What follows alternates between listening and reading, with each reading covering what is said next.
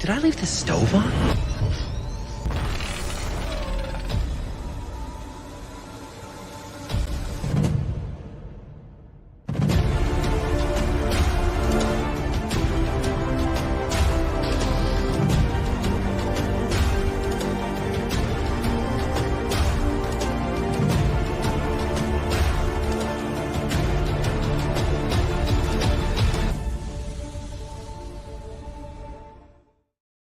I'm back, baby.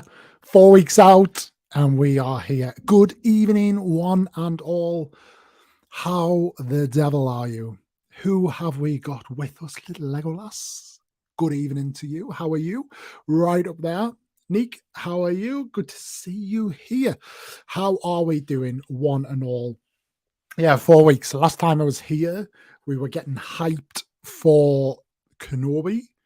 And then all of a sudden, we've got one episode of Kenobi left.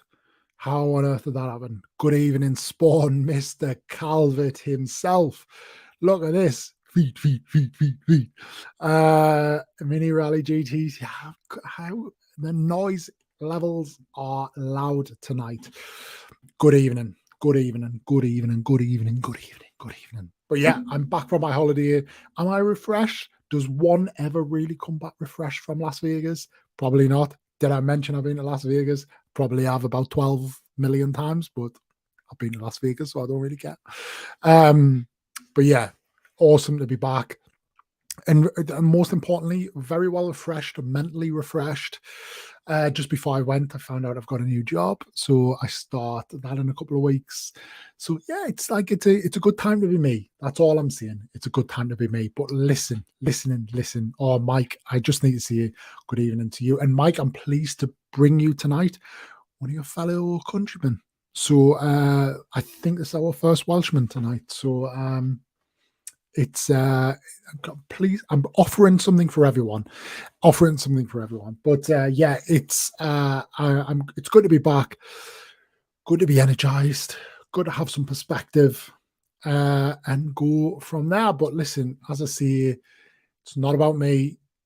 You all are here to see our guest tonight, or certainly to see you might be here for a little bit of me, but you know, my guest and I combined. You may know this person. If you do know them, you will likely know them from TikTok. They've gone through a bit of a massive growth spurt over the last couple of weeks and months, which is very well deserved, and very interested to see where they go.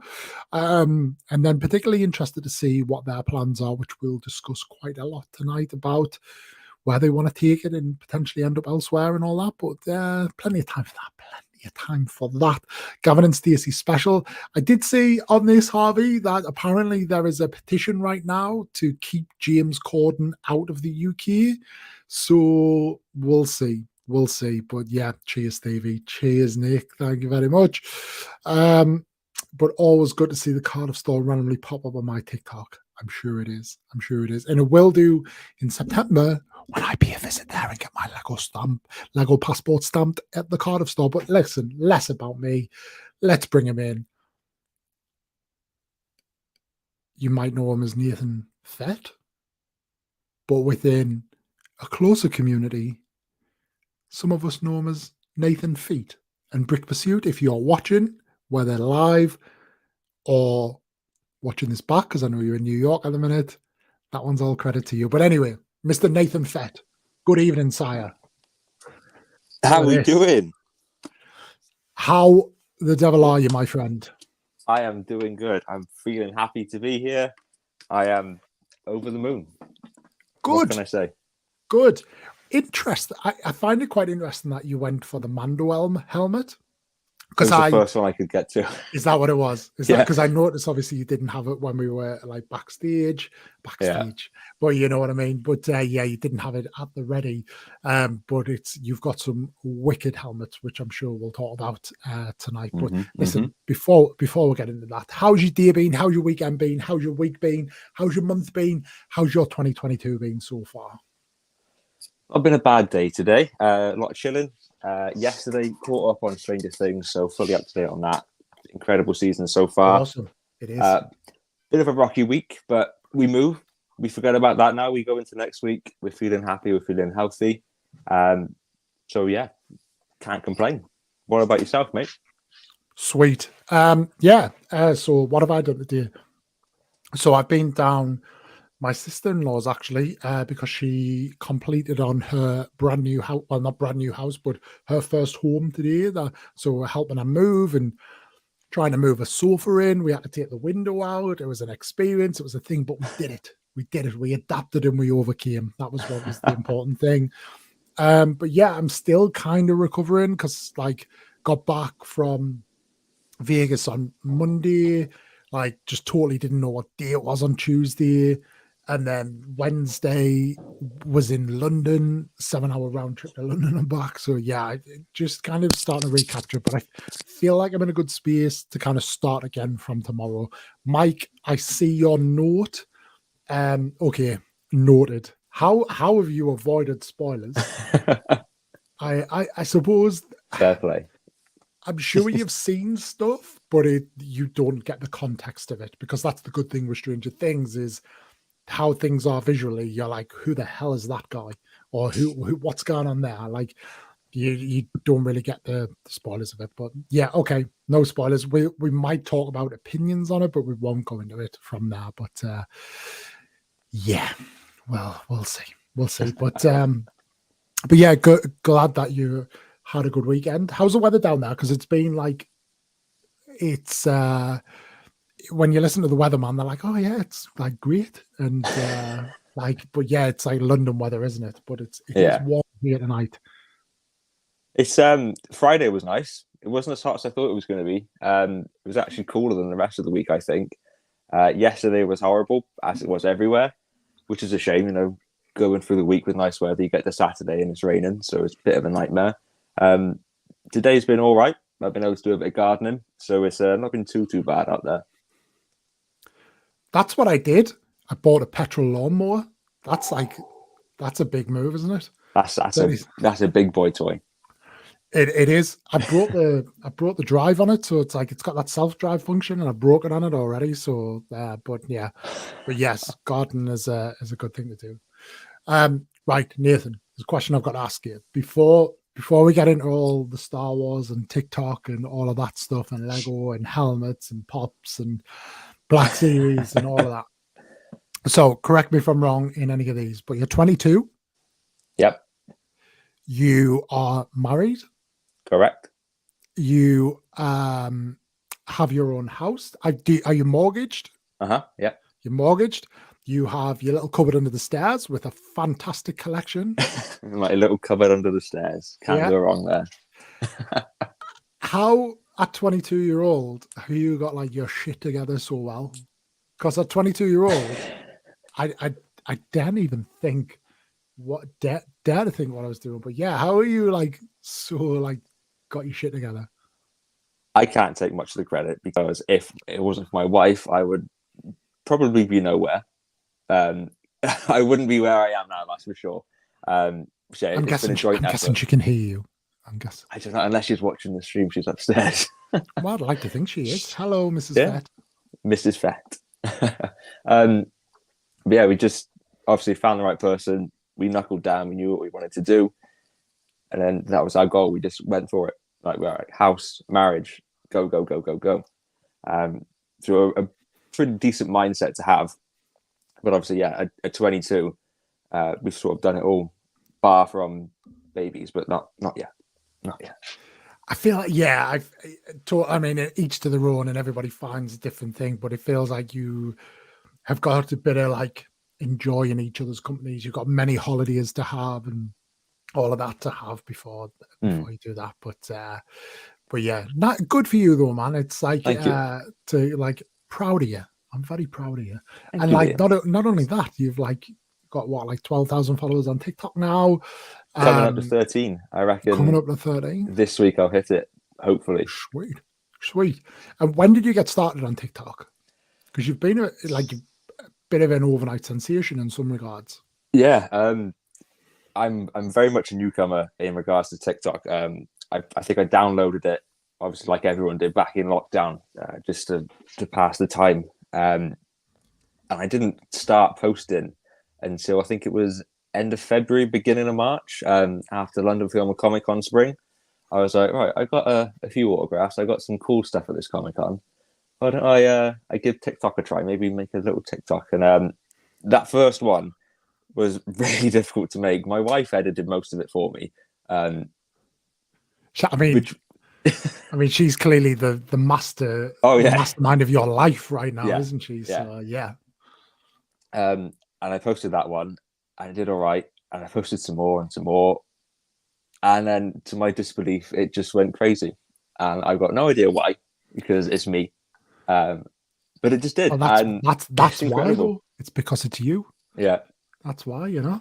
We are our own worst critics, but it's you, and people like you. People like what you're offering. And that's why. So good on you, man. Thank you. It's crazy. It was like it started off well, then it was going faster and faster and faster. And I was getting like 1,000 followers every couple of days. I was like, what is going on here? And then it stopped. It hit a slump. It sped up again, and it kicked off again. And currently, I'm in one of them slumps at the minute. It slowed down. Obviously, I'm still getting traction and views and followers, but compared to what it was, it's not there for some reason. But obviously, you know, TikTok is what TikTok is. It happens all the time to everyone. So it's just finding a way to get out of this little slump now, get back on top. Yeah, and it's a funny one, because when you go through those growth moments, they're so good, and they're like pump you so full of endorphins and motivation, and you feel like you need to be all over it. But then when it's not happening, you're a bit like, oh, what have I done? You know, and like it happens to everyone. Yeah. Do you remember? Was there a particular video or a set of videos that did particularly well that got you the spike, or was it? I think it was just at the time 2 or 3 went really well. Right. And the day I got my Mudhorn tattoo, when I was waiting to have it done, I was editing the PFP video with all the PFPs from the new Lego game. I was like, I added all this, and I posted that, and that one's almost on 1 million views now. Sweet. But the video's like 6 seconds long, so by the time someone watches it and comments on it, they've already watched it like 3 times. Yeah. But I think that one did quite well for me. And after the sort of growth spurt, it was all the May 4th stuff. I think all of them did really well. One of them's on 500,000 views at the minute, and it keeps going up, which is quite strange. But I can't think of a particular video that sort of started it off.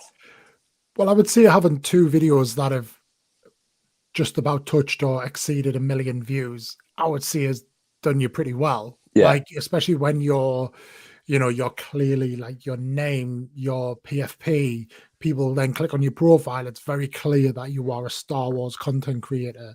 So if people are seeing them, they're on brand, they're on topic, people are quick to follow on TikTok, as we clearly know. Yeah. So yeah, people will engage with you.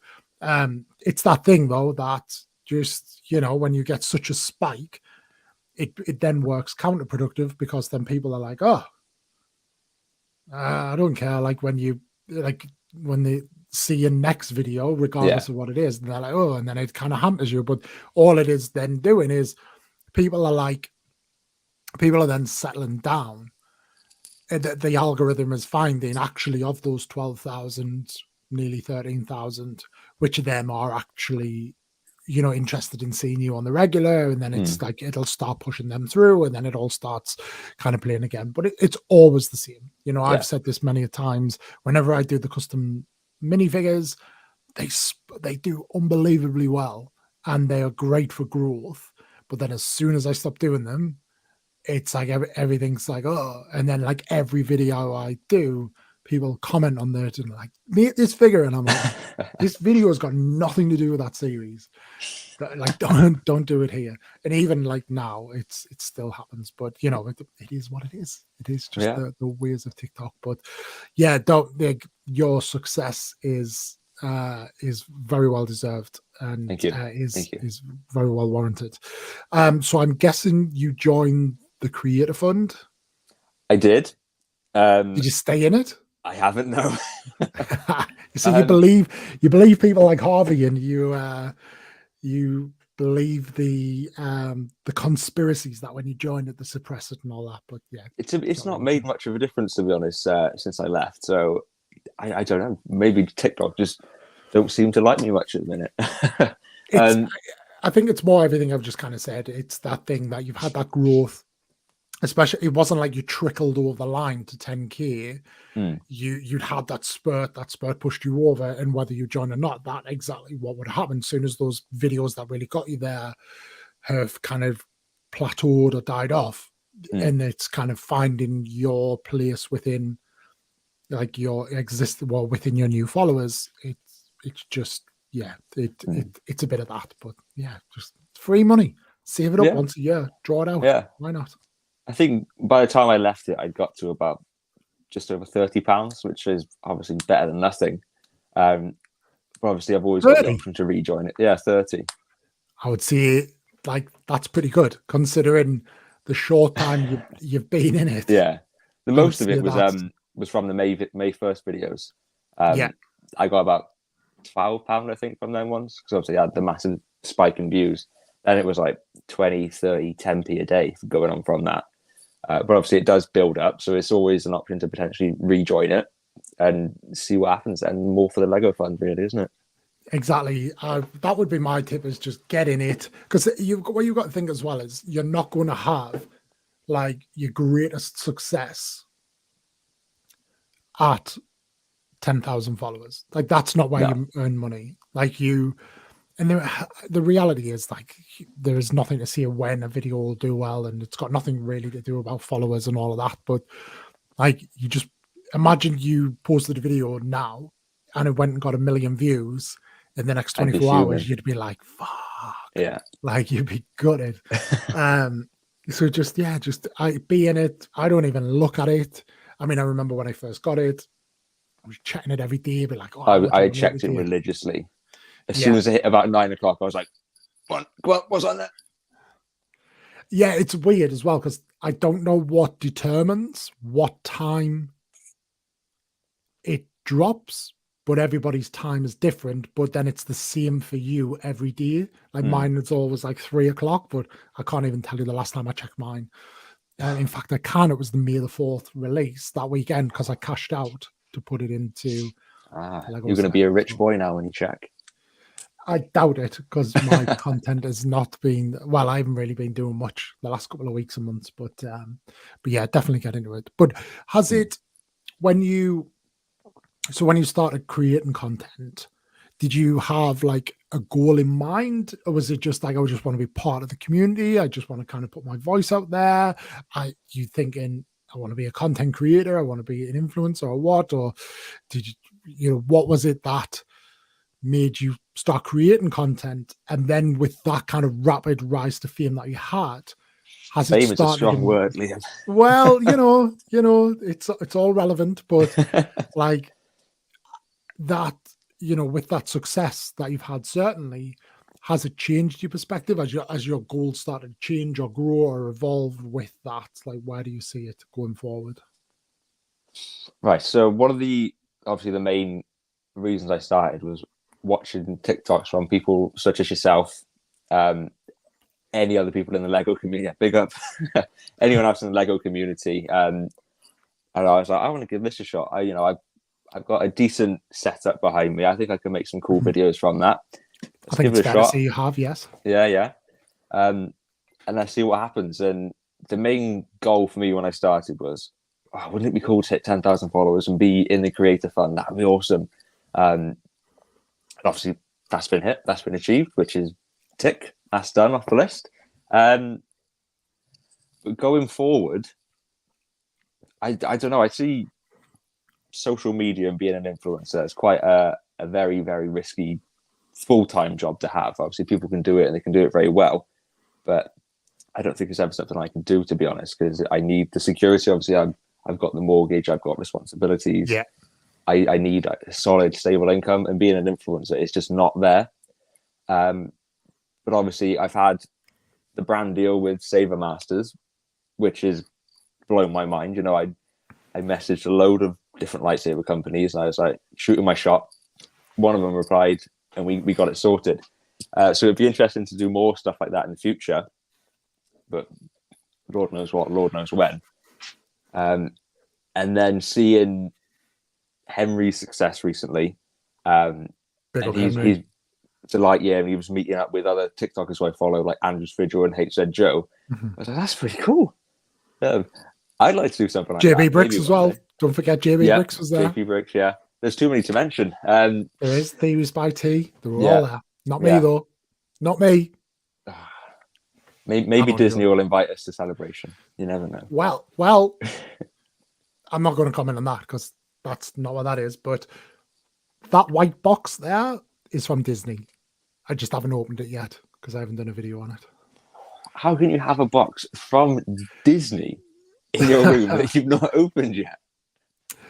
Because I need to film it, and basically it arrived the day I was in London, and then there was no way I was doing like content Thursday and Friday, and then Saturday I was out all day yesterday, and then we're here today. So as I say, back to normal service tomorrow. I mean, the big box behind it is from Movie Palette, which was the competition that I ran, or the polls that I ran on my Instagram story to pick the Movie Palette. So that arrived again this week. I haven't posted it yet. I haven't opened it yet because I haven't done anything. So, but yeah, it is what it is. But yeah, on your point though, what I would say is, and this is something that I struggle with, is like when people refer to me, and it doesn't happen often. This is not me like being like, oh, but like people say it somewhat, like more my friends, my family, my wife,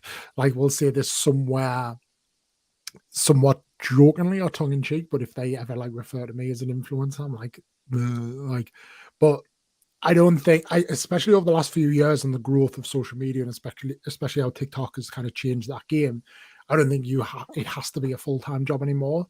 And, speak to people like JB Bricks quite often, speak to people like Matt Mellish, and, they are clearly trying to make a career out of this, and big up to them for doing it. And I wish them every success, but they are in a position where they can potentially do that. I have the same kind of trepidations as you. I have a wife, I have a mortgage, I have a good job as well. Like ultimately, like I don't need to make this. Like this can be something that is always just going to be fun for me. But there is that, and you've got your sabers, which look beautiful on the wall. And I use those. I didn't comment when you said about using them, but so my saber is, I can't see it because I'm blocking it with my big head. But my saber uses those command grips as well. They are good for that. I put them on a bit wonky, which is going to really irritate me, and I don't want to take them off or buy new ones. So look, did you not get any extra stickers with them? But no. They gave me 2. Did I? I don't think I was meant to use both. I don't know. I use both, to be honest. Yeah, you can buy the stickers from like B&M for like £2 though. Yeah. So next time, have a look. Harvey, I can deny £5 because I can't imagine Disney would be too happy if I just kind of opened the box. Like they want a box opening video, don't they? And they're probably not happy that I haven't opened it yet. But yeah, we'll see. I might do a giveaway. Disney, if you're watching, I'll open it right away when you send it to me. To be fair, it's not even Disney. It's like the PR companies that Disney pay, but they are nice too. So I appreciate that. I don't know if it's like that thing where they look and think like this guy's a bit older, so we'll not bother. I don't know if it's a millennial thing that they think like millennials like to keep stuff, whereas Gen Z seem to like positive experiences. So like they send me a box and they send other people out for the day, but I'm happy to be considered and contacted for sure. Absolutely. But yeah, from your perspective, I think the term influencer, and it's a horrible term. I do hate it, but I think that term generally doesn't have to be kind of that. Like you don't have to go chasing the career out of it, but it can be like just something that gets you free lightsabers, get you free boxes every now and then. But yeah, nice.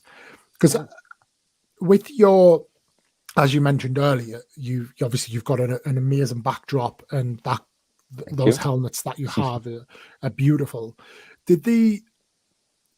Did you how long have you had them? Like what is that collection? Where did it start? When did it start? And how did that align with, as you see it, downloading TikTok in lockdown, as kind of everybody did, and starting to create, like, which came first? Was it TikTok influenced you to go and buy stuff, or did you have stuff that prompted you to start kind of creating and following people?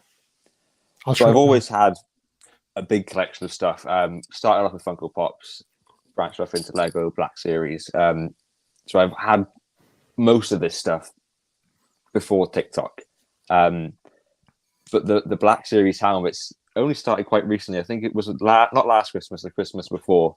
I'd worked loads of overtime in work, but we were really, really busy. And everybody got a £50 Amazon gift voucher from work. So I was like, right, I've got this £50 voucher and I've just worked loads of overtime. So if I use the voucher and the overtime money, which is money I wouldn't have had anyway, I can essentially get the Boba Fett Black Series helmet for free. My wife didn't quite see it that way. She so saw it as me spending all that money. Does your wife know my wife? Like, so I got that and I was like, right, this is it. This is the only one I want. Obviously, that didn't happen. I got more. The Mandalorian one, I saw it in Smith's and I just sold a load of Funko Pops, the ones I didn't want in the collection anymore. I was in Smith's and I was like, ooh, look what they've got, babe. And she was like, yeah, look what they got. And I was like, can I have it? And she was like, yeah. And then, what was next?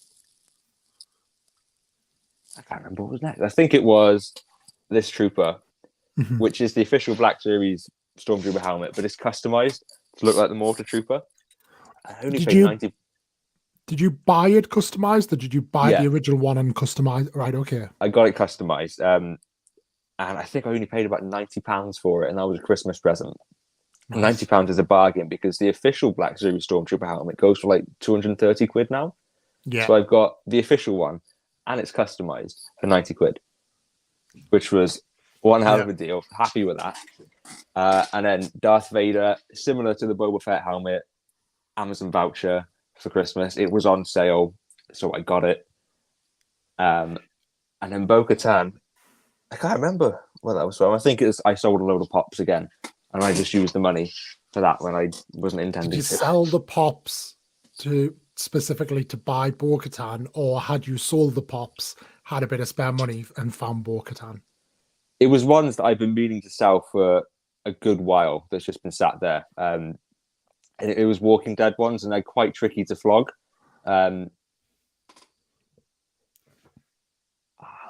Good old British you. What a guy. What a guy. We were talking about you earlier, Max. Good things. Don't worry. Absolutely.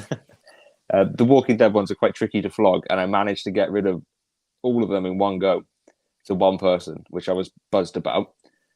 So I was like, I'll just use that money to buy the Bo-Katan helmet because it looks so cool.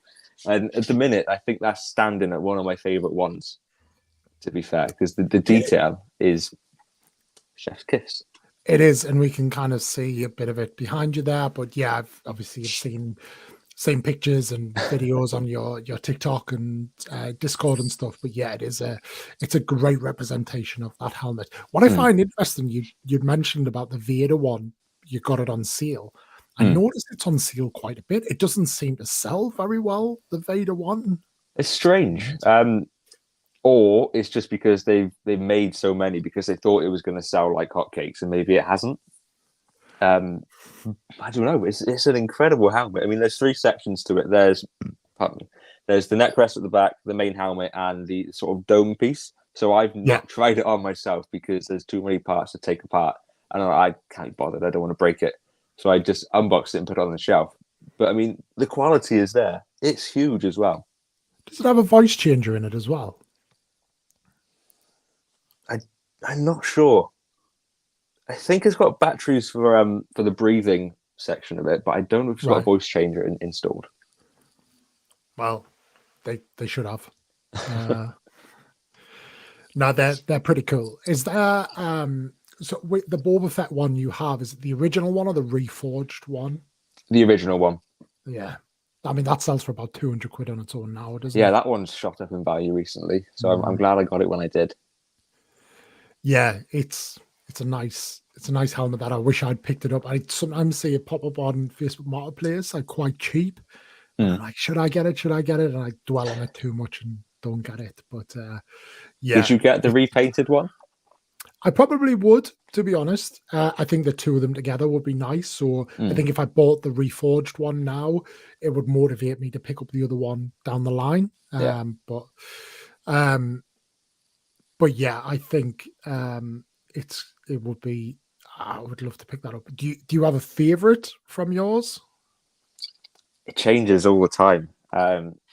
Boba's got a special place because he was the first one. But as I said, Bo-Katan is looking mighty fine at the minute. I couldn't say. I wouldn't want to hurt their feelings.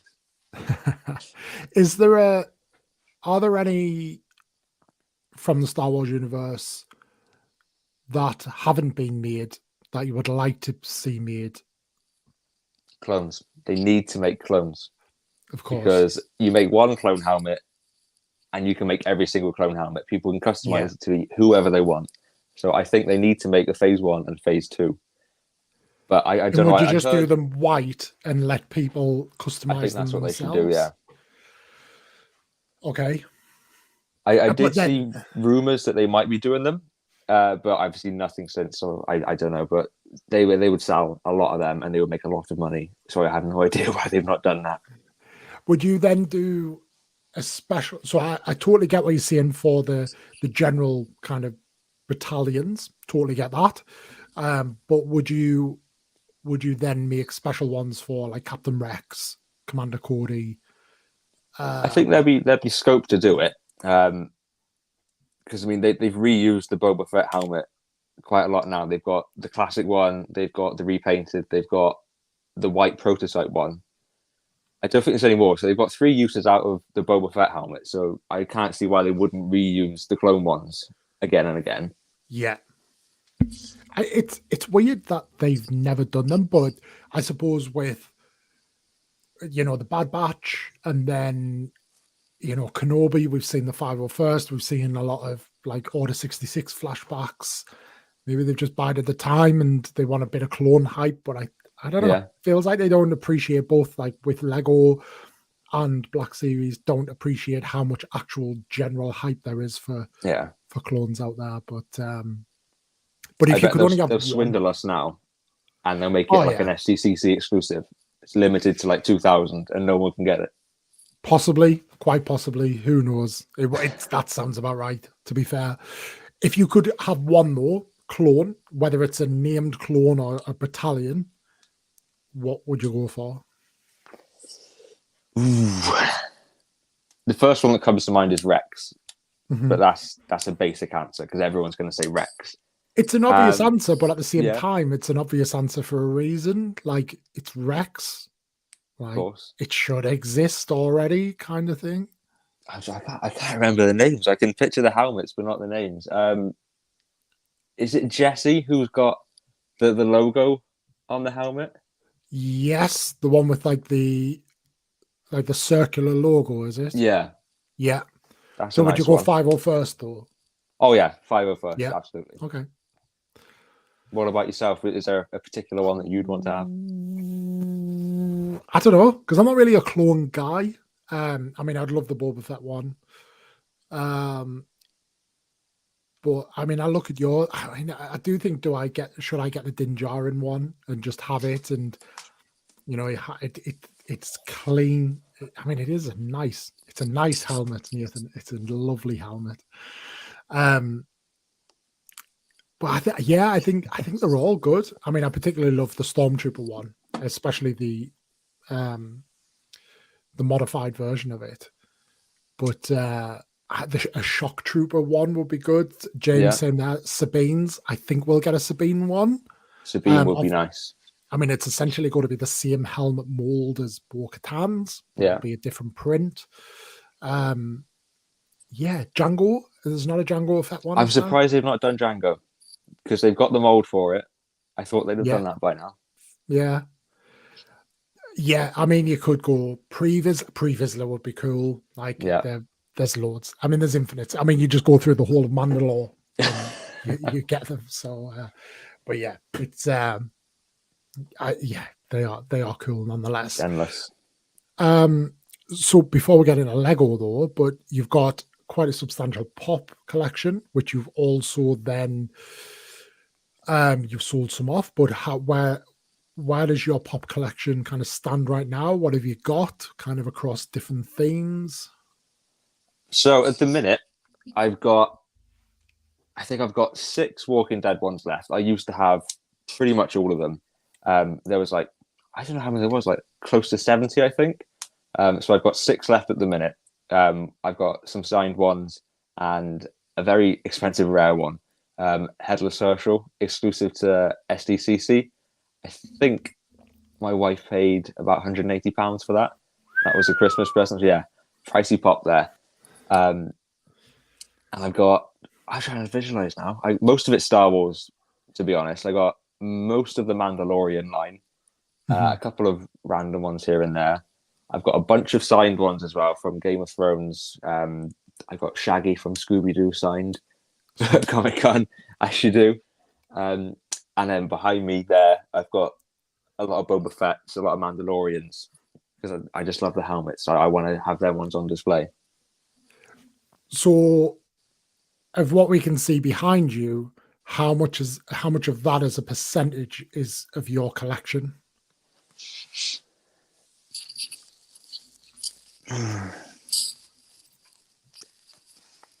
25% maybe. So I don't know. That's being about 25% because I've got some more here in some as you can see there, and then I've got I don't know 25, 33% maybe. So where's everything else that's not in there? Is it like in the loft? Is it in? It's up in the spare room. We got some shelves right up by the ceiling, so I've got them all spread across there. So why are you not in the spare room? Are you not allowed in the spare room? Obviously, main reason it's a spare room. You've got a 2-bedroom house, so for the rare occasions that we do have someone come and stay over, they stay in there, and it's where my wife does her makeup as well. So obviously, she deserves a bit of space in the house. I've got the cupboard under the stairs, signed by Matthew Lillard. Yes, it is. There you go. No, yeah, it's somewhat on topic. I would say it's on brand. The whole Harry Potter, I suppose, is part of the bigger fandom and all that. So it fits. It fits well. So moving on to Lego, when does your Lego collection start? Of what you have now, what made it start? Where you're at now? Take us through your collection. Obviously, when I was younger and when I was a kid, I'd have sort of like the classic Lego Star Wars sets. I got a bit older, I got rid of them, and then didn't even think about Lego until lockdown. Downloading TikTok, I stumbled across you, started following you, watching other Lego videos. One of my best friends, Aaron, and he jumped straight headfirst into Lego, and he's got quite a large collection. So obviously influence from him as well. And then one day when we were doing the food shopping in lockdown, I saw they had the Microfighter Y-Wing on sale. I think it was like £5. I was like, oh, I'll grab that. That'd be a bit of fun. So I got that. And then at the weekend, I spent about 40 quid on more sets. But then it did stumble quite quickly then. And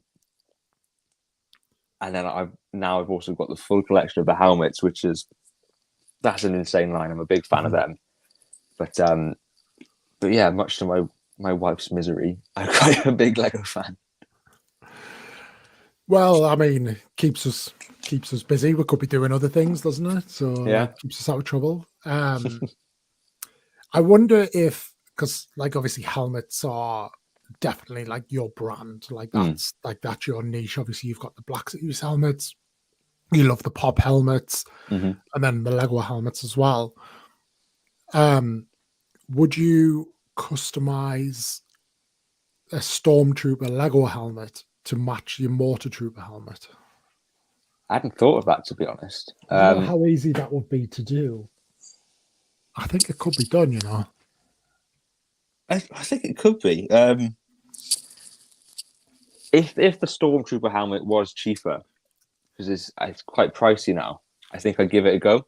Or if I can stumble across a used one really cheaply, I might pick it up.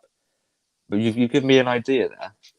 That's definitely something to think about. That'd be quite cool. Yeah, it would. They would definitely look cool together, I think, in display, especially as you kind of bring them all to life. But the problem is as you see it displaying them. But yes, you are right, Max. It is unproblematic for all the problems that we could have as husbands and boyfriends and all that. Lego is the least problematic. I would like to think so, anyway. But absolutely. But yeah, I'm just looking at mine, and I think it's definitely doable. It could be a little bit of a chew on, but I definitely think it's worth a go.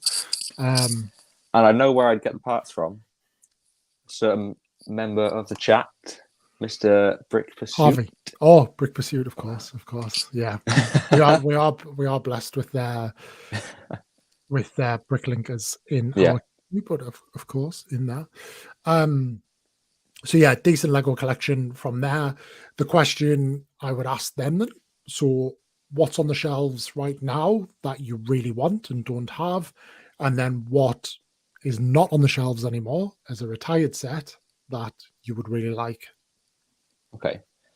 Obviously the big one, the UCS Falcon. That's sort of like the pipeline dream for any Lego collector. Whether or not it will ever happen, I have absolutely no idea. But if it does, well, hey, if it doesn't, oh well. This is a lot of money, so if it doesn't happen, I can use that for something else. Do you know Max DM'd me earlier and asked me to put my UCS Falcon right there? Did he now? Yesterday. He did, yeah. Did he? He did. I see how it is, Max. I remember that. Look, straight in. But yeah, good shout in that one. Obviously, it's would you go Falcon over the Star Destroyer and the AT-AT? The AT-AT is nice, but I don't think I'd get it. Star Destroyer, it'd be tricky to decide between the Star Destroyer or the Falcon. But when I was live a few weeks ago with Max, he was mentioning that the Star Destroyer is literally you build one side and you just build it again reversed. It's very symmetrical. But with the UCS Falcon, it's all very different. There wouldn't be too much repetitiveness in there. So I think just purely for that fact, for paying that amount of money and the experience you'd have, it would have to be the Falcon. Makes sense. It's got a lot of the interior. It's got more minifigures. There are a lot of reasons to get the Falcon. Other than obviously, there's a quite sizable price difference now. I suppose that's the main thing. But yeah, I feel like in our heads they all cost the same money because they once did. So we're like, it's fine in that one. Retired sets then. UCS Slave 1 is a phenomenal set. It looks amazing. I think pound for pound, in my opinion, the greatest set of all time. You think so? Yeah. I mean, how much was that when it was brand new? I don't even know. I think it was about 130 quid. If they released that now, it would be at least 250. Yeah. I'll have to have a look now. But I'm trying to think what else is retired. The full Death Star, not the play scale one, like the broken up one. The full Death Star, is incredible. But again, that's just like a big ball, so not much going on there in terms of building experiences. What else is retired that I want? I can't remember. I can't think. My mind's gone blank.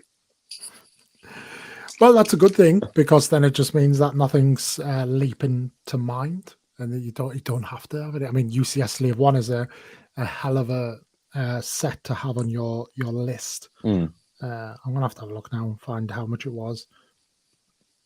Chat, if anybody knows how much the UCS Slave 1 was when it was released, feel free to 75060. Let's have a look. But yeah, it's scary when you look at how cheap some Lego sets are. I mean, a really good example is like the Master Builder series, Slave One, Cloud City. Like compare that to the, I know it's slightly different, but compare that to something like the Cantina, and then kind of how much it sells for now compared to, it's crazy. Like just and especially what you're paying for now these days, Lego wise, for a new set. And if you compare that same price to what has happened in the past, it's like, well, why am I paying this much for not as good of a set? Exactly. So the UCS Slave One on release was £180. So that's what that's like land speed and money with a bit extra on top. But yeah, it's you just wouldn't get that set for this. Like I genuinely believe you're paying closer to you're probably paying gunship money if you were to buy that set now. So yeah. Hey Preston. Hello. But yeah, it's I totally agree. And I think that's top of my list as well, would be UCS Slave One. Would you, because it's weird because it doesn't seem to have inflated in the same way that other sets have over the last couple of years. I think it was always quite inflated anyway because of what it was, and then it just hasn't inflated further. But would you only, because it's a UCS set, would you be like, I have to get it sealed? Or would you be more like, I'm happy to kind of take a bit of a discount and buy one set in hand? It's tricky because when it's something that's got that sort of collectability about it, even the box itself, you sort of want that for the experience of opening it up for the first time, opening all the bags as it was intended. But then what do you do with the box? All my Lego boxes at the minute are up in the attic. So it would be a lot cheaper to just buy one that's already been built and opened and doesn't have a box. But then you may as well just buy a Hasbro, like Slave One. That's the way I look at it. I totally agree. Like for a UCS Slave One, it's not just like having it, it's the experience of the build. And, you know, I found this with my Sandcrawler. There was some of the build experience was tarnished because I'd bought a used one. I had to strip it down, and then I kind of had to build it. All of the parts were all over my kitchen table, and it just kind of took away that experience of building it as it was meant to be. But, you know, it's like some people are not bothered. Some people just want the finished product. People will go and buy a complete one and be like, happily put it on the shelf, and that's what they want. But yeah, it's always interesting to get a feel of what's there. So, interesting question for you. Okay. Not to put you on the spot, but your missus comes down tonight when you're done and says, right, Nathan, I'm sick of all of this. You can either collect Funkos, Black Series and helmets, or Lego. Ooh. So choose between Lego, Pops, or Black Series helmets. And you can only have one forever. Well, Pops, I've been a fan of for a long time. And I'm buying less and less of them now as I move into more sort of high-end collectibles. So I'd cross Pops off the list. Lego or the helmets. It's tricky because with the Lego stuff, you can make a lot more content out of that than you can with the helmet. So I'd be thinking, what could I do TikTok-wise? As well as having it in my personal collection, what would be the best one? I see you falling into the trap, though, of like thinking that everything has to be content, because this is what TikTok obviously want. Yeah. Whereas actually, rather than being driven by your own passions. I think it's got to be this.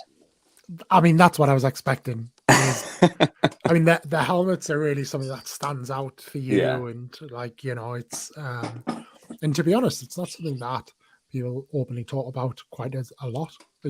I rarely see people. You might see it more because you're kind of connected to that, but yeah, it's I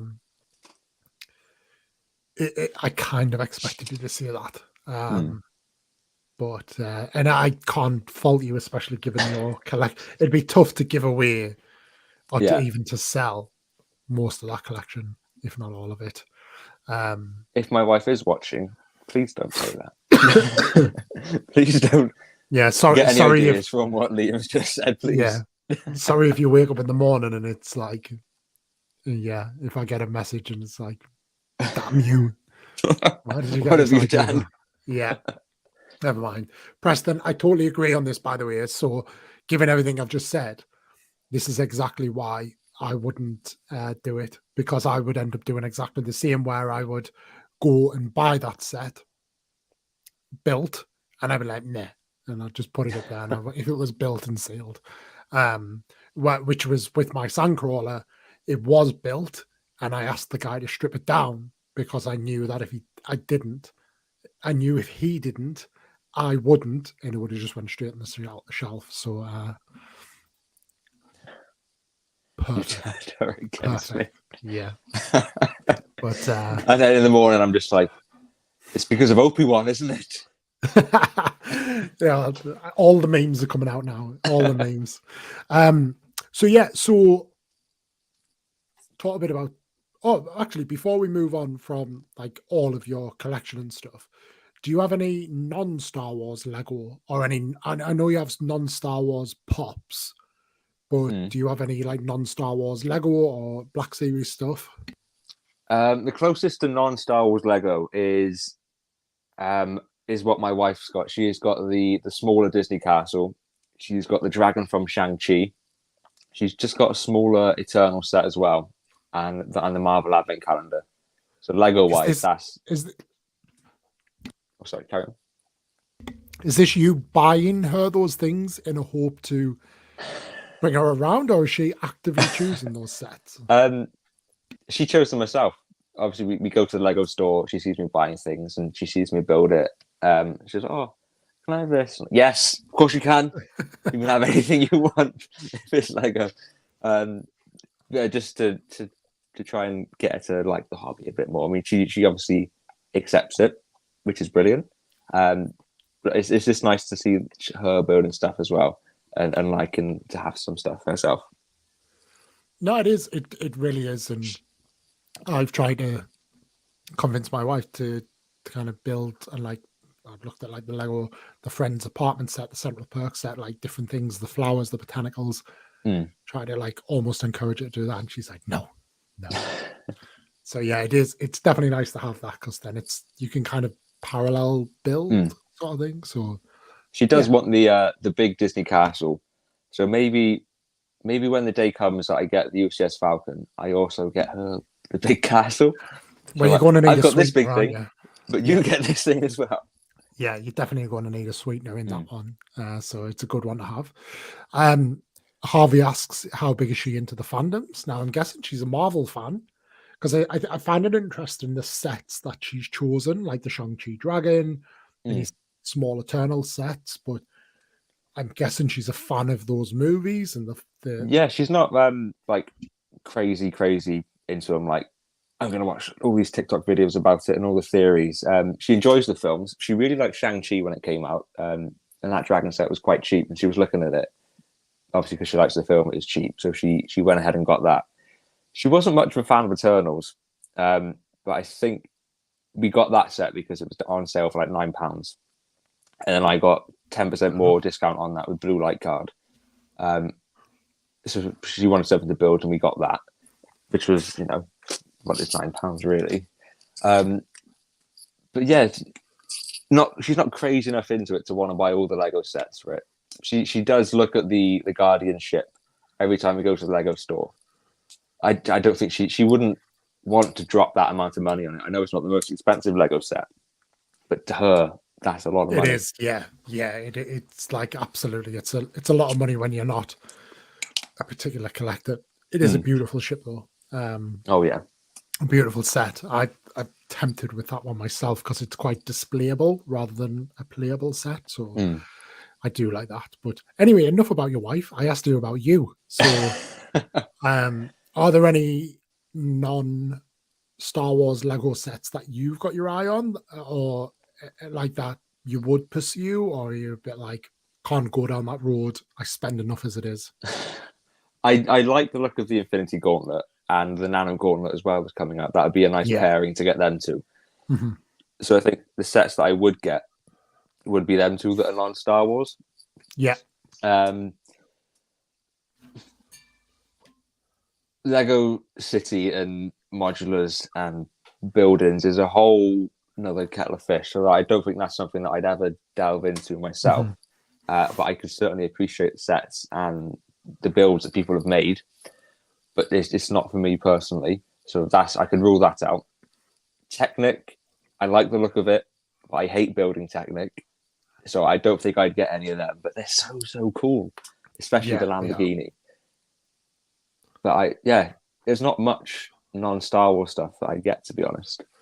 What about the Venom, Carnage, Batman helmets and cowls? Like, would you? Because they fit kind of your. Yeah, they're nice. But I think the helmet collection is quite expensive. So if I could get them dirt cheap, I probably would. Yeah. Or if I could get them for free, whatever. I wouldn't pay full price for them, definitely. It's tricky because obviously they would fit in with my theme quite well. You never know, though. They would, and the one thing I will see is the two that I'm missing is the vintage Batman cowl, which I can pick up, and I will pick that up. But also the Iron Man helmet, and because they're doing more and more, and I do think they'll bring a Spider-Man out pretty soon as well. I'm not much of a fan of the Iron Man one. I think he looks a bit derpy and a bit. It's awful. Meh. He looks like he's from the 80s animated series, but nonetheless, it is an Iron Man one, and it's like it's part of the. Like, I feel like I want it because I wasn't bothered about it at the time, but then they've done other ones, and I'm like, I kind of need that one now. But that's like £100 plus now for a sealed one because it's just. It is what it is, but I think the helmet and the Nano Gauntlet next to each other would look pretty cool. But it's I do like them though. The Venom and Carnage particularly they look really nice. Good. They do look nice. I do like them. But yes, moving on. So Star Wars itself, where does your love of Star Wars starts?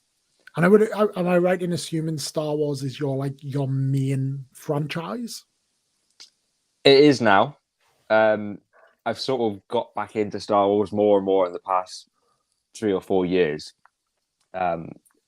Previously, my biggest fandom was The Walking Dead. I went to. Is that still going? Has it finished yet? It's almost finished. It will be finished this year. I need feel to like catch it's up on it. almost been finished for like 6 months. I've never watched it, but just people who talk about it like, oh, it's the last series, but it's like 25 episodes or something. It's a long season. There's 3 different parts to it, so they're really dragging it out, and they're doing spin-offs as well. So it's not ending. It's just the show The Walking Dead is ending, but there's more spin-offs with the same characters, which will be interesting. But The Walking Dead was my main fandom. I've met lots and lots of the cast at Comic-Con, and I spent a lot of money meeting them as well. All amazing people to meet. And then moved into Star Wars. But obviously, like most people, I've always loved Star Wars from when I was a kid. My first memory of it is going to watch Revenge of the Sith in a cinema with my dad, which is strange to say because it is the beginning of the last film, which is for that time. Yeah. But that's the first I can remember is going to cinema with my dad to watch Revenge of the Sith. I wouldn't have been very old, no. Wow.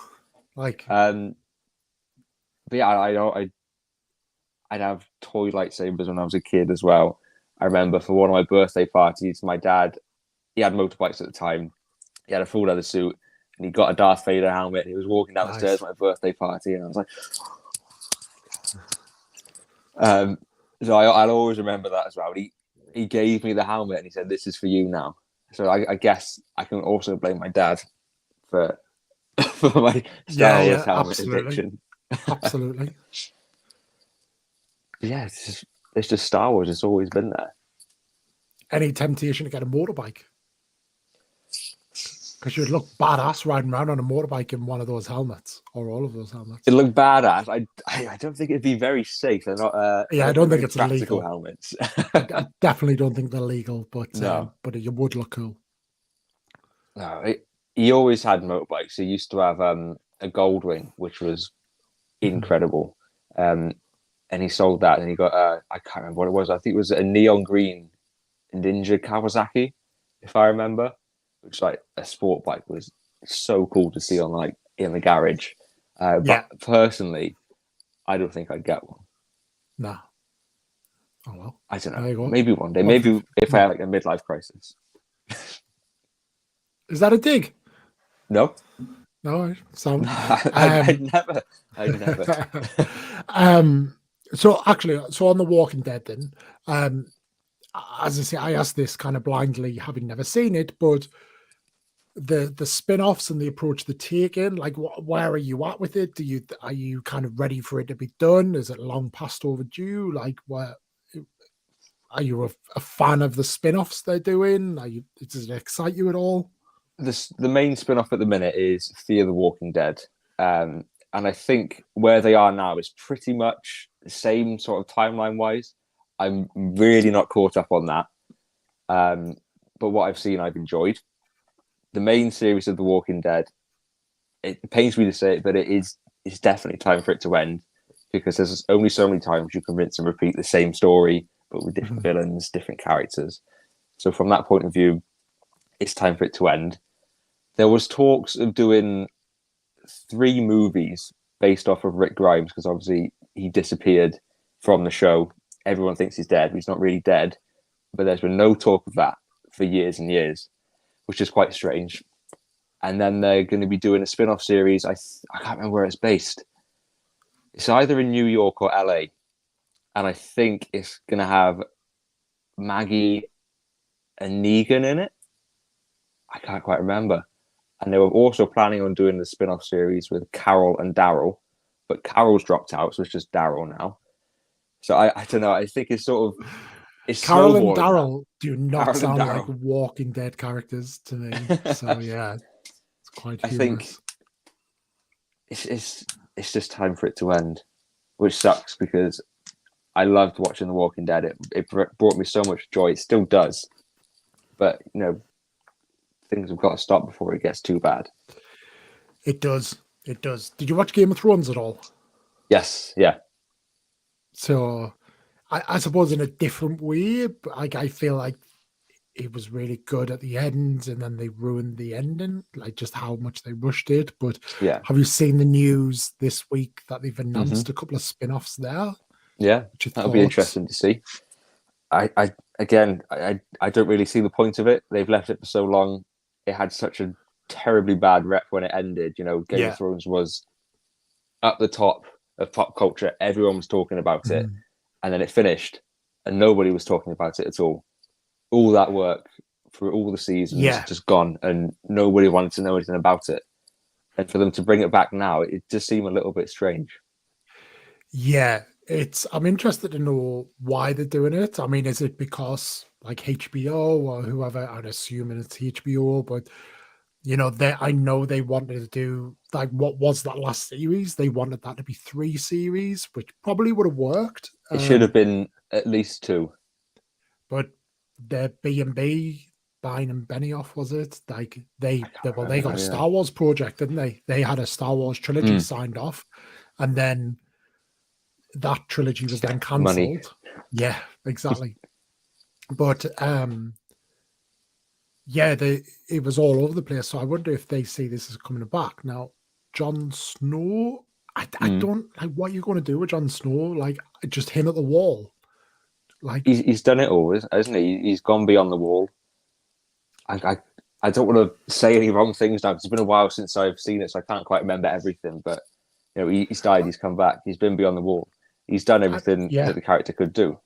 White Walkers are gone. Like there Yeah. is no kind of threat in that same way. Even the wildlings essentially have been tamed and they're kind of blended in. So I don't really know what they would do there. The Arya Stark one probably interests me a little bit more because Yeah. she's sailing off into new lands, and obviously through those new lands, they've got the ability to introduce new characters and new threats and stuff. That's certainly a bit interesting. But yeah, I totally agree with you. It's like they killed their own hype to the point that like we should be absolutely buzzing with that they're doing these series. We should be like, oh my god, I can't believe they're bringing it back.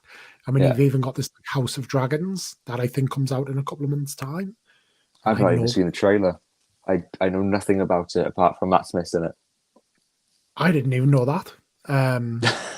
Kind of makes sense. He does look a bit Targaryen, but yeah, it's a shame. It's a shame. But like even when I saw it, I was like, oh, they're doing some Game of Thrones spin-offs, and I saw who they were, and I should have been excited, but yeah, weird one. I think the Arya Stark one has got more potential because if I remember correctly, didn't she have a storyline towards the end of the show that was absolutely useless, where was she gaining powers or something? I can't remember now. Not that I know of. It was like the storyline with the man with no name. Oh, sorry. Yes, it was the faceless man, the faceless man and stuff. Yeah, so she was like a trained assassin, essentially, wasn't she? Yeah, nothing happened with that. No.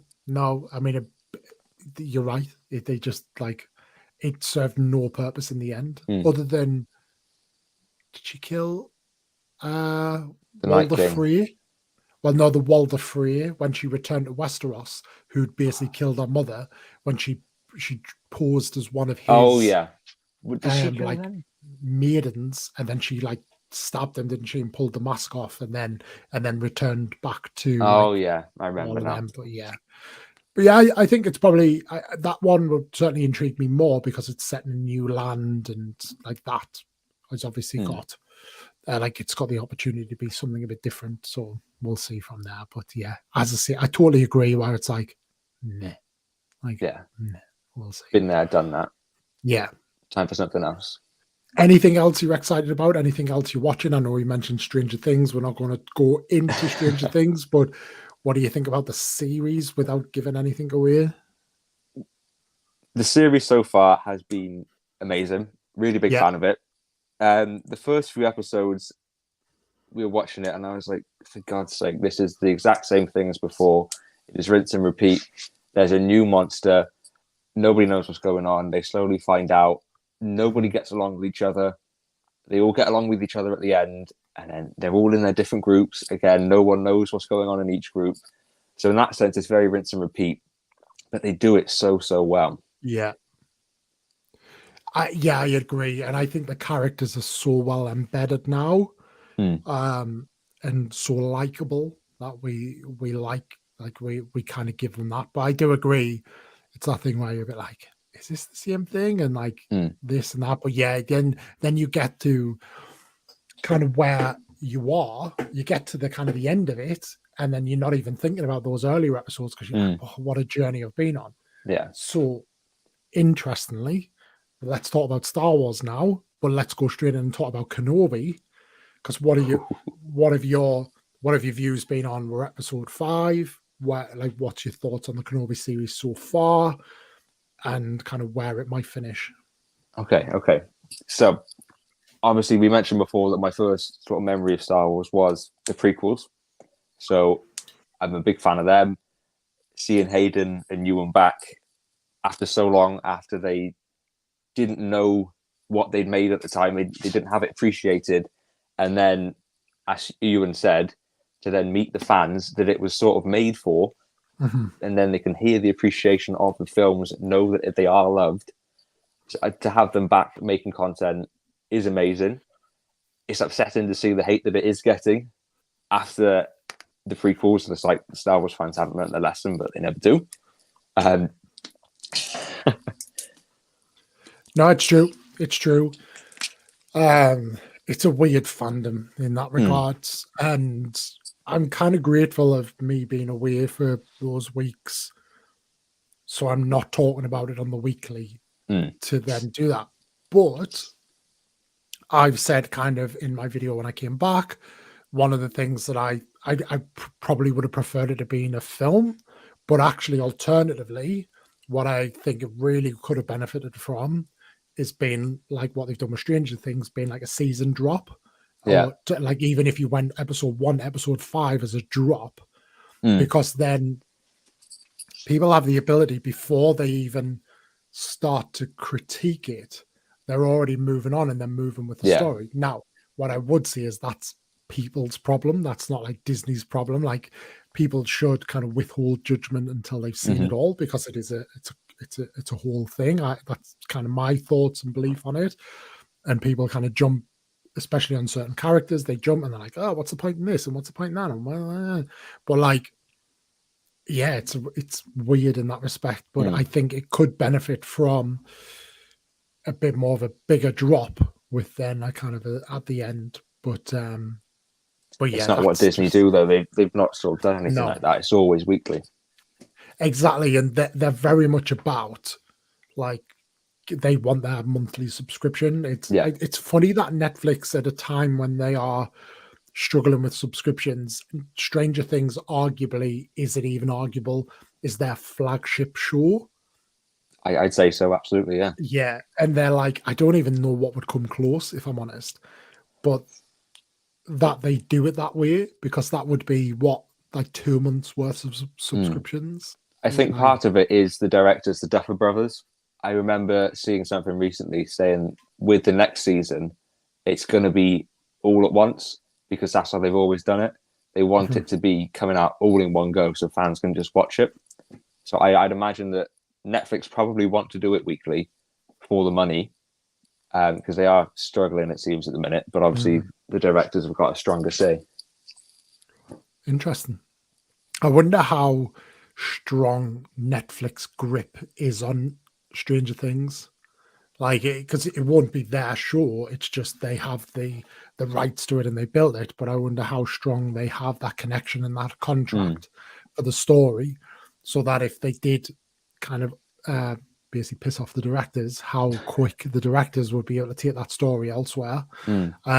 There is the other side of it as well, of with it being their flagship production and the one thing that's keeping people tuned into Netflix. Like, and granted, it only comes out every 2 years or so, but like, how much will they drag it out? Like, how will they take it too far? Well, Hopefully the next season is going to be the last one. Have they confirmed that? Have they? Okay. Yeah, so they're going to wrap That's it probably up. about right. It's probably about right then. I like that. But yeah, Kenobi. What, like, thoughts so far on that for you? It's obviously got its flaws, but it's got a lot of highs as well. Obviously, seeing peak Vader in episode 5, when he's ripping down the ship and tearing all the doors off, and seeing how angry he can get, and then his pure skill as a swordsman when he's fighting Reva, I don't know how you pronounce it, when he's just dodging it like that easily. It's been so cool to see something like that you would previously only see in the comics, which I've not read them myself. But to sort of your average Star Wars fan, seeing Vader like that when previously he's not been shown as menacing is an incredible thing to see. I wholly agree. Having read those comics, the Vader run, the level of OP-ness that he has in that's a bit of a weird thing to say. It doesn't sound like something else. But yeah, the level of just like godlike ability that he has, and they portray so well. And the concern was always, how do they do that in live action in a way that isn't over the top? And yeah, I feel like if it was anybody else, it'd be like, yeah, that was over the top. But like Vader was just, it was they just he ripped them apart. When I've seen the behind the scenes stuff of Star Wars that's on Disney Plus, they always say that Vader is a character that they have to respect as much as they respect Luke. They've got to make sure it's absolutely right. Yeah, even like to a point, I've never seen anybody mention this, but I've watched that episode twice, and I watched it twice on Wednesday, both on the train down and then back from London. But I did think probably more the second time I watched it, the bit where he's kind of almost dancing with Reva. There was a point where I was like, is it a bit cheesy? Like, is it almost a little bit like a dance thing? But I think if it was anybody else, it would have been. But because you understand the character and because you understand what he's doing, it was brilliant. Yeah, I think it was a bit more easy to see it as not cheesy because we've had the flashbacks to Anakin in that episode. And it sort of bridges the gap between Anakin and Vader, that they are the same character, they're the same person. So, question, and I've never seen anybody mention this, but it was the kind of my first thought, but I hate myself for thinking this. It's like, but because Anakin there is Padawan Anakin. He's not kind of Revenge of the Sith Anakin. He's Padawan Anakin. Should they have not deep faked, but should they have touched him up a little bit? Because don't get me wrong, Hayden Christensen looks absolutely fantastic. Man. He's a beautiful, handsome man, but he is one of those men that is become more handsome as he grows older. He looks like a fine wine. Exactly, and he looks better for it. But he actually looked a lot older than Kenobi, than Ewan McGregor in that. And I thought, should they have just tied? But that might just hang-ups. So I've never really articulated that to anybody. So I'm just interested if anybody else picked up on it, or am I just being overly picky? Chat, feel free to weigh in.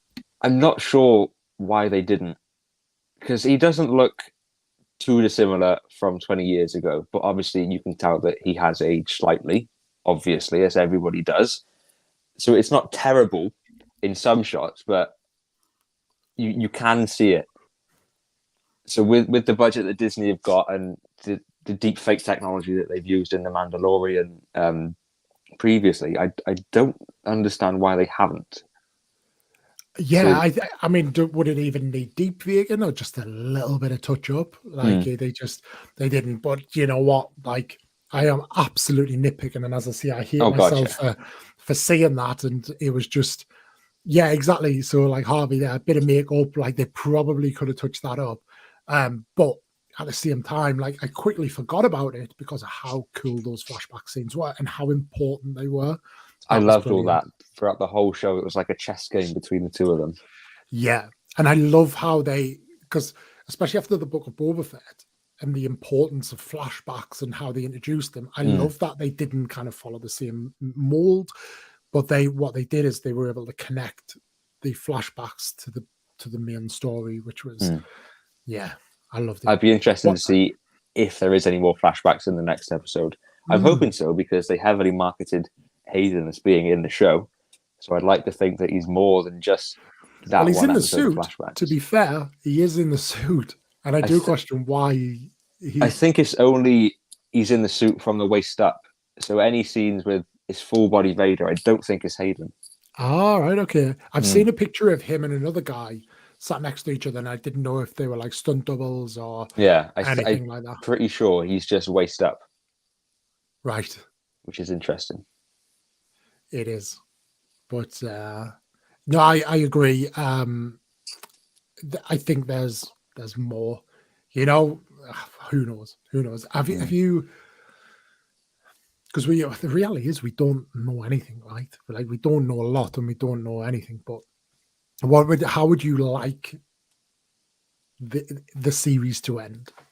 And also, would you like a second series? I know they've greenlit a second series, but that doesn't necessarily mean they'll make another series, because creative differences and getting actors on board and all that might be tough. But yeah, what are you hoping for the last episode? And would you like a second series? So, final episode, I think there's going to be some involvement on Tatooine. So obviously, Reva's not dead.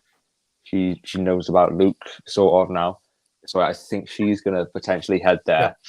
Apparently, in this age, like in this era between the Republic and the Empire, like peak Empire. Apparently, lightsabers are like they have stun lightsabers now. You know, nobody dies of a lightsaber wound anymore. But yeah, Vader and Kenobi, they need to have a better rematch. Obviously, the first one was good to a point, but it was described as the rematch of the century. yeah, And that was not the rematch of the century. That was the rematch of the week. So there needs to be improvements there. So I'd like to think that there'll be a big sort of fight between them, because Obi-Wan has slowly been getting his Force abilities back throughout the season. Like we're in the what's it called? The Inquisitorium. Inquisitorius. Yeah, Yeah, that's a big word. When he's pushing the water to the troopers, yeah. and you can see that he's slowly getting stronger. So a rematch between the two, when Kenobi's back to himself and when Vader is peak, is going to be very interesting to see. A second season, I don't know, because we know Vader's going to survive. We know Kenobi's going to survive. Luke will survive. Leia will survive. What more can you do, knowing that nobody's in real danger? Exactly my point. So that and to be honest, that's what I thought about this series. I was like, don't like I that was my concern of like, how do you tell a story? I think personally, what has won it over, I think that the casting and the acting has been brilliant, Oh god, pretty yeah. much across the board. I think we've like things like Tala, like they didn't expect that sacrifice, and Ned B even, it's like, I was more sad about the droid. yeah, Tala. it was the way that he kind of like hugged her on the way down. I was Yeah. like, oh, but He no, doesn't speak. It's just the subtle yeah, mechanical movements. No, don't do me absolutely. like this. Yeah, I like that he got his blaze of glory in the ending, especially after the Yeah. hint in the earlier series where he picked up the hammer. I'm glad we got to see a bit of that. But yeah, he that was kind of my concern. I think if they do another series, what would I want it to be? I would want it to be something very different. I'd want it to be probably 100% Tatooine based. I'd want to see Kenobi dealing with kind of like Jabba and the water drought and all of that, and the water taxing, and like I would love to see kind of him dealing with a lot of that, as we know he did. How But interesting can you make that story though? That's the thing. probably, yeah, and again, that kind of comes back to my point about this one. I do think it would have been better as a 2 to 2.5 hour film. Like I think it could have moved at pace a lot better. But yeah, it kind of it is what it is. But yeah, personally, I wouldn't want another series. But if they do it, I just hope they do it right. Yeah, I've got full faith in them. They've done well. I've enjoyed everything they've come out with so far. Well, I am holding off judgment until we see the last episode, because I do like it's a ring fence story. You kind of like have to judge it by when it ends and all of that. So I'm really interested to see kind of how it finishes and who finishes where and all of that. But yeah, we'll see. But it's been there definitely have been peaks, and that takes me back to my point of, imagine if it had only been released this week, but let's say they dropped 5 episodes this week, and then they were dropping the final episode next week. It I wouldn't think have had the same level of hate. It would have been exactly. I completely think different. everybody was just talking about like, how good was this part? How good was that part? Yeah. Oh, like even like Reva, she got a lot of screen time early on for a reason. Now we're starting to see that. But like, would be at a point now where it's like she's almost one of those characters that you dislike in the way that you're meant to dislike her. Like you want like that bit of Vader absolutely mauling her, like, but like how you felt in like how he was destroying her, that's exactly the point. That's how we were meant to feel. So yeah, I think the perceptions will be different. I don't think particularly the answer is to to do that drop, I think the answer is it probably would have been better as a film, personally. But then, did the flack that Solo got? Is that what kind of led them to think, well, we're not going to do a film, we'll do a series? TV series are the way forward now. It seems it's half and half. Well, they keep us subscribed, don't they? Because Disney then don't have to share any of the fees with cinemas and all of that, and it's money. Indeed, money talks. It does indeed. but yeah, I guess we'll see. I don't know about you, but I definitely feel ready in general for another Star Wars movie. Like, I want to go to the cinema now, and I think that's where Marvel have a brilliant balance, is with the TV shows, the movies, and the kind of the flip flopping. I'm ready for a Star Wars movie now. Yeah, going to the cinema, having your popcorn, your drink, and seeing Star Wars on the big screen, hearing the music. Yeah, it's time. It's time for that to happen again. It's the pop, isn't it? It's that initial pop when it's like boom. Yeah, nice. Chills. What are you looking forward to going forward? Because Star Wars is really starting to catch up and build that momentum now. What have we got? We've got Andor, Bad Batch Season 2, Ahsoka, Mando Season 3. Are they the next 4 projects coming out? I'd say so, yeah. Yeah. I'm looking forward to Mando and Ahsoka the most. Ahsoka because it's just going to be a continuation of Rebels. So to see how that story goes on from the final episode is going to be really interesting to see. Seeing Sabine in live action, kicking ass, is going to be awesome. Mando. I think the lads are looking forward to seeing Sabine in action, aren't they? Simps. But Mando Season 3, I rewatched the leaked trailer from Star Wars Celebration earlier on today. Has that been officially released yet? Nope. Why have they not done that? It was exclusive for Celebration. So I think it's had a big viewership now. Lots of people outside of Celebration have seen it. So why they've not released it, I don't know, unless they're just waiting for a time where they can announce more about it. But that teaser trailer, it looks very action-packed. I'm interested to see what's going to happen between Mando and Bo-Katan, because Bo-Katan seems to be on a rampage, and she wants that Darksaber. She's going to do whatever she can to get it. So seeing how that's going to go down is going to be really interesting. But yeah, Andor looks good. Rogue One is one of my favorite Star Wars films. So seeing him when he was younger, 5 years before Rogue One, is going to be interesting how he got to where he was. What else did we say was next? Bad Batch. Bad Batch, yeah. He got a lot of slack in the first season. I'm looking forward to the second season. The trailer looks good. I don't like that they've changed the outfits of the Bad Batch, and I purely believe that is just to sell more Lego figures, to sell more pops, more Black Series. That is the only reason they changed that. Yeah. So I did wonder, like, when they released the ship in season, like for season 1, with all the figs, you're like, how are they going to like do this going forward? But they change the outfits and they'll do certain scenes and all that. But I'm looking forward to it all. It's good times coming. The future is bright. I do think Bad Batch is a great example of a series that would benefit from block releases. Now, it doesn't have to be, because it's quite a big series.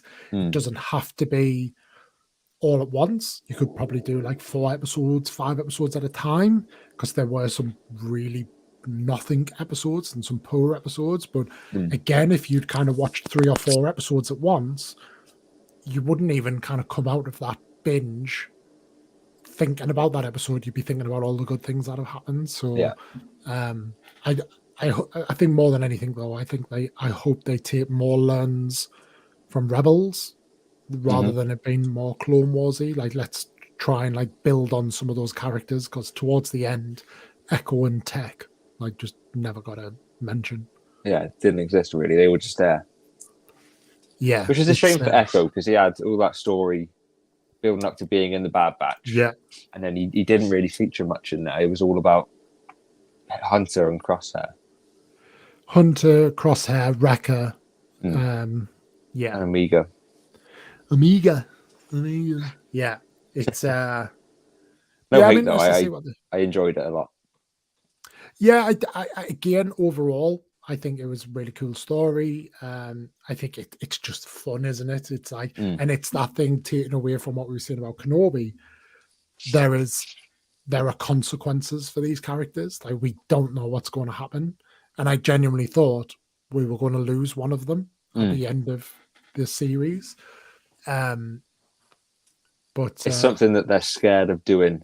oh, Is killing off the bigger characters, I think, yeah, yeah. because But we'll see. there's no going back. Well, I mean, this day and age, anyone can come back in any film. They can find a way to bring them back somehow. It's just something that they try and steer away from. Yeah, and it'll be interesting to see what they do with like because obviously they heavily utilize Cad Bane, and they use them quite well. Mm. Now, does Cad Bane essentially become a Bad Batch character, or does he kind of just drop back into the pool, and then we've got all those other characters to kind of play back in? So, yeah, I'm interested to see what they do there. The difference being obviously Cad Bane was there to get Amiga and Returner, but they've gone. Like essentially, the Kaminoans have gone now, haven't they? So Yeah. nobody's going to be hunting her in that respect. So Someone like Cad Bane would be deserving of his own show, I think, because he's this legendary bounty hunter. In the Clone Wars, he's so menacing. He's got this way about him, and for him to be a side character in a show that's not about him, it wouldn't really be fitting for his character, I don't think. No, I agree. I think I would. So I love bounty hunters, and I would love to see more like bounty hunter focused content. And to be honest, it's probably one of the things I was quite disappointed with about the Bad Batch, that they are bounty hunters, but they don't really do a lot of bounty hunting. So that's a bit of a hope for season 2, and they can run into people like Cad Bane and Boba and whoever, but they run into them as rivals rather than as kind of enemies. So that'd be pretty cool. It would be interesting to see. We'll see. We'll see. What about outside of Star Wars? Are you? We didn't really touch on Marvel other than kind of your wife's obsession with Marvel and her enjoyment of that. Are you much of a Marvel fan, or do you? Yeah, I'm a fairly big Marvel fan. I've still not seen Doctor Strange yet because we never got around to going to cinema, but that'll be on Disney Plus in a few weeks anyway. So I'll hold off until then. I've seen all the spoilers anyway, so it's fine. I've seen all the shows apart from Miss Marvel, and I've not seen the Netflix shows either. But they're all amazing. I thought at the end of Endgame, I was struggling to see where they were going to go from there. Yeah, because it's always been Iron Man, Captain America, the big five. And after Endgame, they weren't there. So I was wondering, well, how can they continue without them? And I think they've done a fairly decent job. They've gone into more aspects of Marvel, like the supernatural with Moon Knight. Just everything is sort of working together for the bigger picture. So I think it's definitely going the right way, and I'm surprised that it has gone that way because I didn't think it was going to at all.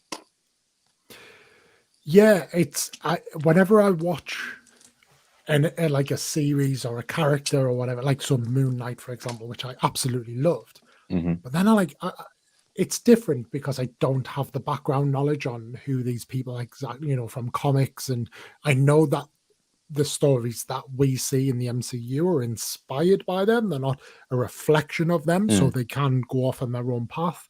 But yeah, I always think like, how the hell are they going to connect like Moon Knight to Loki, and like you forget how many or the Eternals, and I do wonder actually, does it need to do that? And I suppose at some point is there going to be another singular big bad, or actually are we going to start breaking off into a bit of fractions now? And they, but yeah, it's sometimes I forget that they're all kind of connected as part of this big bad world.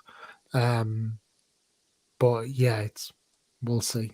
I think at the minute they're still in the establishing phase of all these new characters, and then going forward, maybe in a couple of years' time, or maybe even next year, with the newer content, they might slowly start to integrate together, and we'll see what's going on there. And again, kind of touching on what we were talking about with Star Wars, it feels like, and Max has said it here, it feels like the bigger characters, the more established characters, are the ones that get the movies. The all these new characters are being pushed through TV shows, but it's like, okay, like we want to see some of these on the big screen now. Like, let's start introducing that. But at the same time, I've got absolute confidence in them because they just don't miss, do they? No. But yeah, they do it so well. Are you going? Because I think the tickets were released last week or this week for Thor: Love and Thunder. Are you going to go and see it? We'll be seeing it. Won't be on release. I'd probably be the weekend after release, to be honest. The only Marvel film that I've seen on release, well, I've seen 3 on release. It was Infinity War, Endgame, and Spider-Man, the newest one. It's because they sort of got the bigger hype around it. With the smaller ones, I'm not too fussed about seeing it on opening night. I just fit it in when I can, to be honest. Yeah. No, it's like I always just worry of spoilers. It's just, like, to break my own rule from what I said earlier, it's all content as well. Like, it's not content when you go and see something 2 weeks later, but because it's kind of done and everybody's talked about it from there. But yeah, it's I'm looking forward to Thor. I'm interested to see what they do with Thor: Love and Thunder and all that. But I absolutely love the MCU and I love Marvel, but my affiliation with it is very different to the Star Wars stuff. I feel like I can just enjoy it more because I'm not overthinking it. Whereas with Star Wars, I'm like, oh, but this connects to this, and this, and like, your mind is constantly working. Absolutely, 100%. But yeah, what about you though? Like, so we talked earlier about the kind of the rapid rise to fame that you've had, and the position that you're in on TikTok and kind of where you are now. But do you take stock a little bit and think like, okay, well, towards you were halfway through the year, where you would like to be at the end of the year? Are you starting to kind of set goals, or it could be, I know you've done a couple of quite a few actually of the different Comic-Cons and other different various cons. What do you have planned for you for the rest of the year and beyond? Well, in July, it's London Film and Comic-Con on the 8th of July, I believe. We're going to that, so that'll be interesting. You're a big fan of that one, aren't you? You've been several times before. Yeah, for me, that's the best one because it's very reasonably priced on the guests. It's okay. I don't think MCM are listening, so you can say that. If you are MCM, please accept my creator pass. Although I was going to say I have submitted my my creator pass application and from what Harvey was saying, I think they do scout some content, so you never know, they might just kind of randomly flick through and they come to that point and they're like, right, Obi-Wan in, Nathan Fett out. Yeah, I've got a couple of ideas for Comic-Con for videos and stuff because it'll be my first one since becoming a content creator, so I want to really make use of it whilst I'm there, because a lot of the time when we're there, we walk around the shops and we do it again and again and again and again, and we meet someone and we walk around some more. So I want to use that time to make some interesting content with the people who were there, the cosplayers, the vendors, just do silly little things whilst we're there as well. So really pack that content in, because I think it'll be beneficial for the channel. Hopefully, people will see it and want to work with me in the future or whatever. But yeah, that would be interesting. In terms of setting goals, I've not really thought about doing that, because if I do it, I'll just disappoint myself if I don't hit it, or I might over exceed. So we'll just see how it goes. Main goal for me right now is to get out of this slump that I seem to be in. It's not a massive slump, but it's definitely a little bit of a slump. So I want to get out of that, get back onto the big time. I want to meet a lot of the creators as well, because obviously I know we're planning to meet up in September for when you come to Cardiff for the wrestling. So that'd be interesting. But Yeah, doing boy. man, doing a big creator meet would be awesome. Like working with like the big guys on videos. Right now, Henry, if you're still here, that'd be cool to work with you. Nah, But obviously, I know you are. Henry doesn't stick around for that long. God, I'm blessed that he came in live. No, I'm sure he's Busy man these anyway. days. He's probably Yeah. like dialed in using his 1 hour Wi-Fi on the flight, transatlantic flight. Yeah, I'm sure I'd be bottom of his list anyway. He doesn't even follow me yet, which is hard. Henry Calvert. How dare But you? we'll get there. We'll get there. But yeah, it's inspiring to see all these creators get to work with companies like Disney. It's something to sort of inspire me and something to look forward to hopefully one day do something like that. So that's sort of a goal. And I suppose we're sort of getting there with the collab with Saber Masters. That's the first stepping stone. So that one's done. So maybe that'll lead to more in the future. Who knows? Yeah. But it's tricky to see because obviously we don't know what's going to happen TikTok wise. You don't know how it's going to go. Are we going to lose followers? Are we going to gain followers? Is it just going to stay the same? So try to gauge what's going to happen is tricky. But I just hope it all goes swimmingly, like it has been so far. Dyad in the Force. Do you know who Dyad in the Force are? I don't think so, no. That is Darth Choco and Element 7. Oh, Darth Choco. They've come to see you, Nathan. They've come to see you. I'm honoured. Hey, guys. Also, just a quick one to anyone in the chat. I'm doing this on my phone, and it's tricky to see the chat, so I'm not ignoring any of you. I don't know how this thing works. So I do appreciate you all. Just on going back to what you said, though, a bit of a bit of a word of wisdom from an old fool, but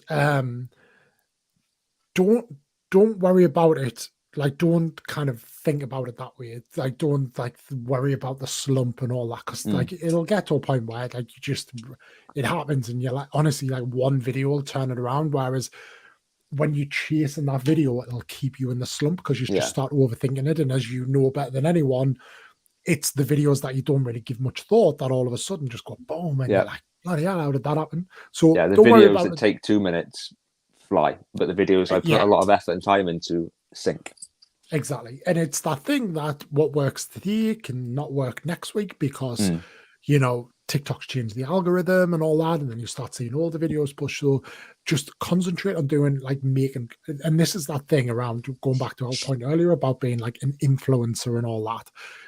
Don't be an influencer, just be a content creator. Yeah. Just make content you want to make and content you enjoy making. From there, the quality will sit in itself, and then it'll push out from there and go forward. Using things like the Comic-Cons, it'd be brilliant because it'll be fresh for you. You'll be like, oh, this would be great, and really, really encourage you to absolutely get in amongst that.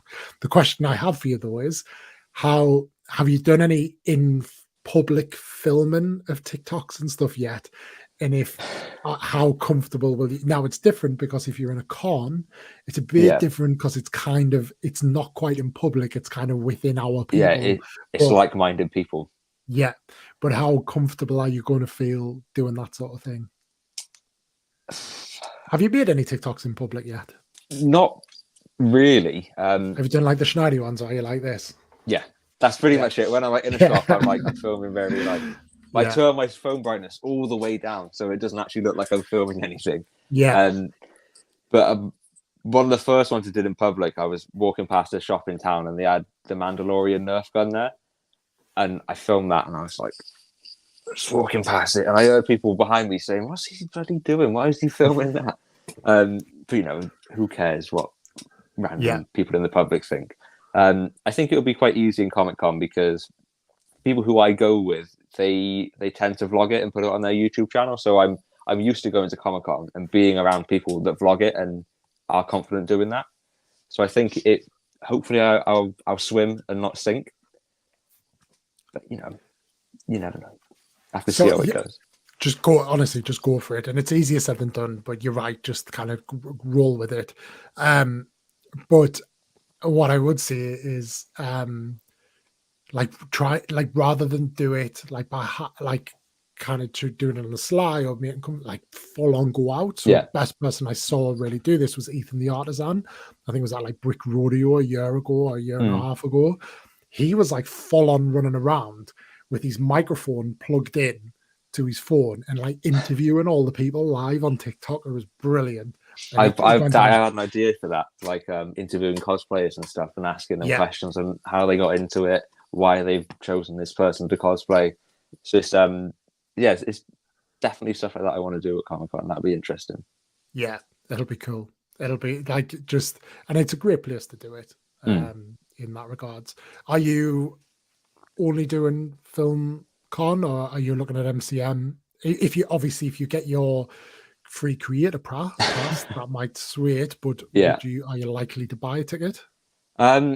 We've not been to MCM for, I think, the ones before COVID, so we've not been for a good while.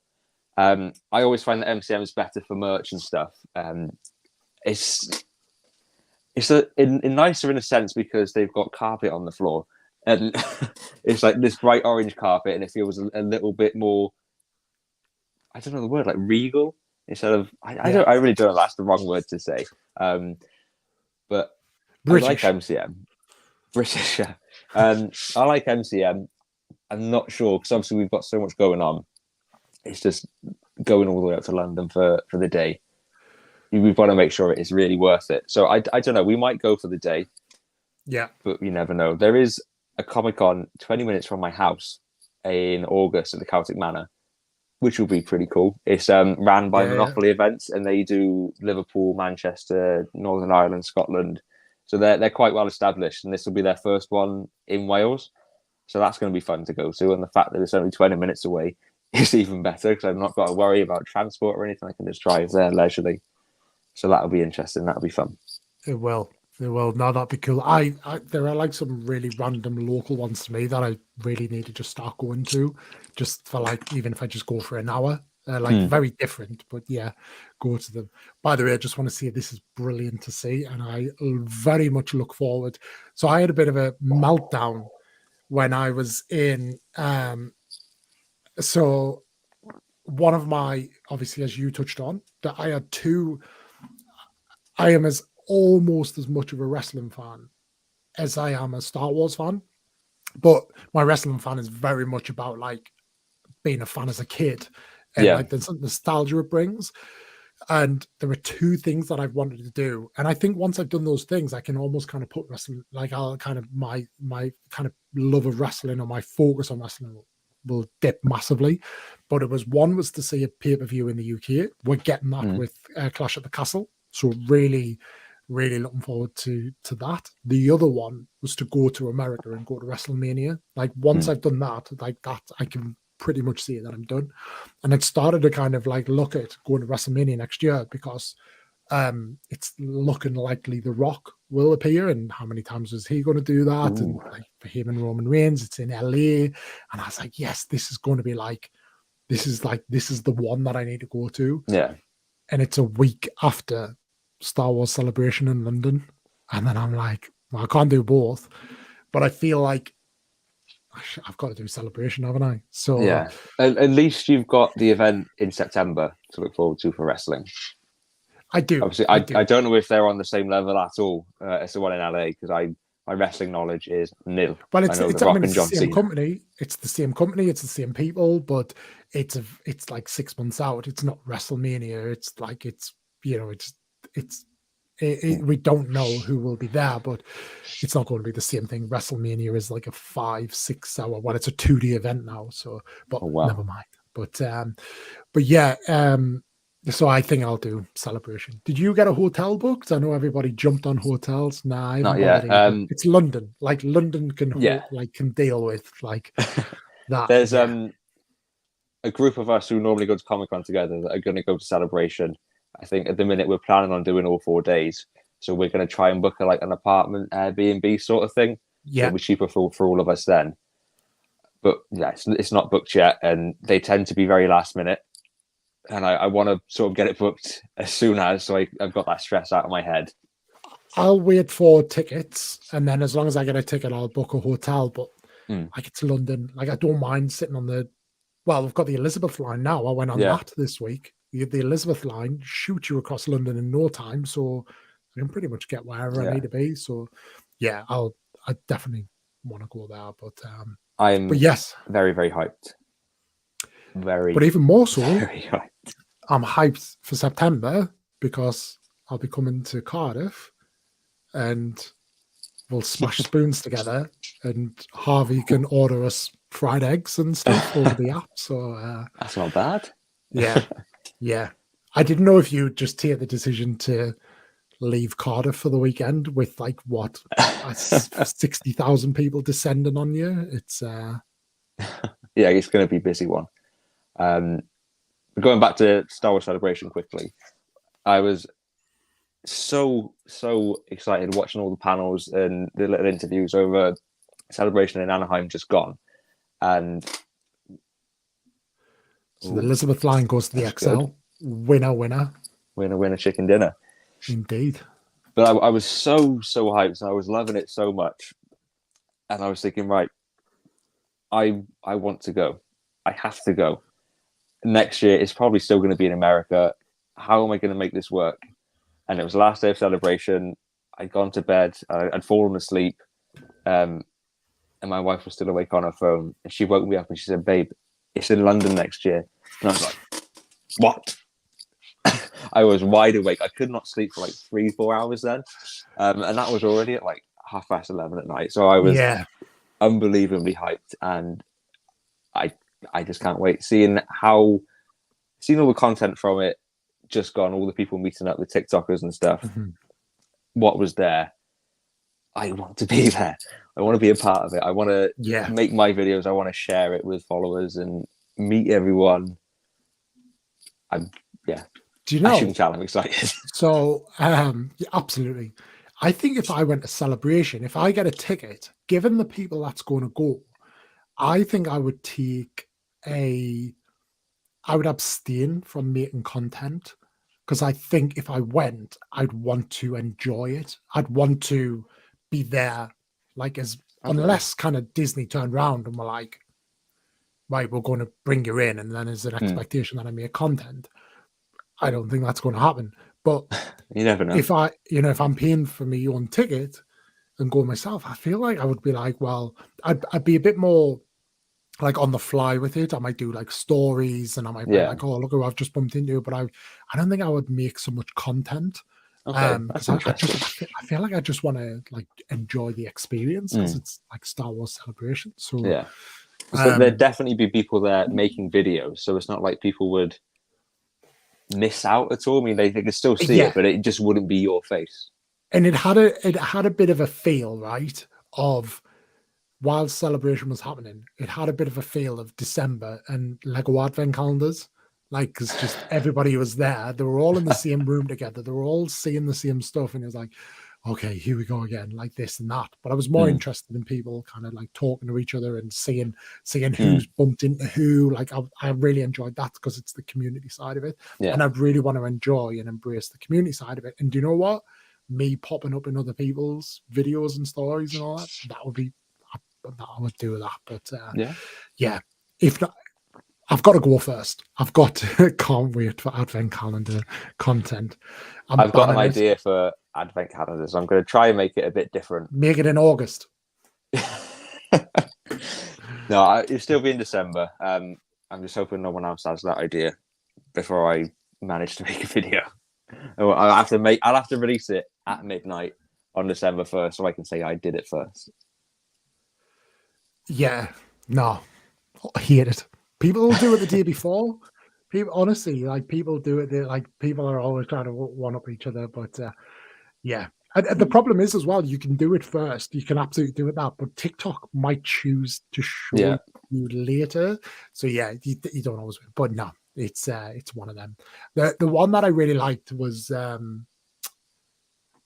like someone like Maticus Bricks who was doing alternative builds with it. I like that because then it was like, all right, okay, let's see what you've got, But yeah, I really liked Karen's videos this Christmas because it was of one of the classic Star Wars calendars. That was Yes, really interesting to see. So yeah, that was a different take on it.